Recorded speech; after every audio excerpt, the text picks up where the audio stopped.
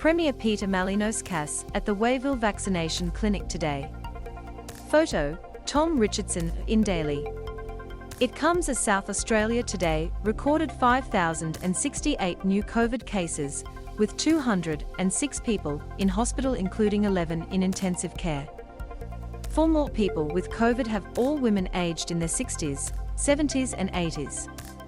Following a meeting of the state's Emergency Management Council this morning, Premier Peter Malinauskas a short time ago told reporters that modelling was still suggesting mask rules could safely be removed on April 14 as scheduled.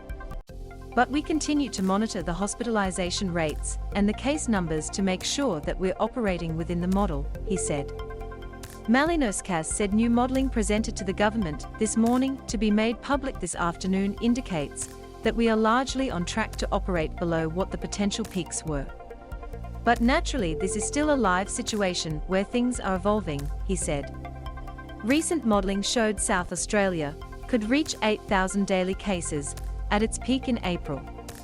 The Premier also this morning announced a decision to reverse the closure of some vaccination clinics under the previous government, saying they will now be kept open for a few months longer at a cost of $637,000, which Malinauskas said was a small price to pay.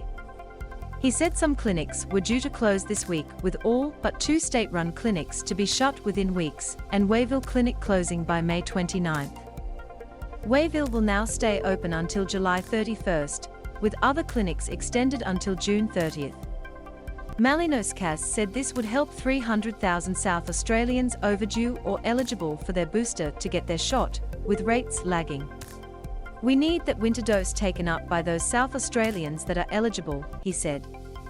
We know that if someone chooses not to be vaccinated and they are subsequently hospitalised, they are taking up a hospital bed from someone else who may need it. If you choose not to be vaccinated, you are limiting the options available to government to release and relieve the state of restrictions. In his first week as Premier, Malinauskas announced a decision to halve the quarantine period for household close contacts of positive COVID-19 cases from 14 days to 7, and set April 14th, heading into the Easter long weekend, as the likely date to remove mask rules. But doctors warn it could be too soon, especially if there are any unforeseen changes. Australian Medical Association Federal Vice President and SAGP, Dr. Chris Moe said masks should be the last to go.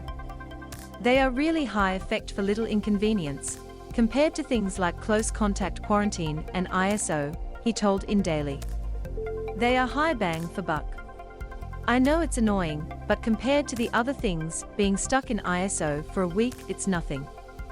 Moe said he had seen new modelling that showed South Australia was ticking along the lower end of expected cases. However, he said there were variables that could make a difference. My guess is it's going to be in the next week, or so that they'll see the peak, he said. I don't think they can see today what they're going to be able to predict. I don't think they can be absolutely sure, that's the problem at the moment. You can set predicted dates, but you don't do it just because you've made a promise. COVID may not go to your timeline. When we've got into trouble is when people have gone against the science and the health. It would be a train wreck if you ended up in a situation where it wasn't holding and suddenly you really overload the hospitals. Moe said more people needed to take up the booster and more children needed to get vaccinated to offset waning vaccination protection and high hospitalization rates, not just from COVID, but other causes. We've just got to make sure this last peak isn't going to undo our hospitals at the moment, which are under a lot of pressure, he said. Numbers in hospital is the main game. I know the numbers in hospital are not as high as they were during the earlier peak, but our hospitals are much more chockers at the moment and it's a problem. There's still a little bit of uncertainty despite the fact that things are tracking all right. You don't want to crash the car just to hold the promise, and when you've just got hold of the steering wheel.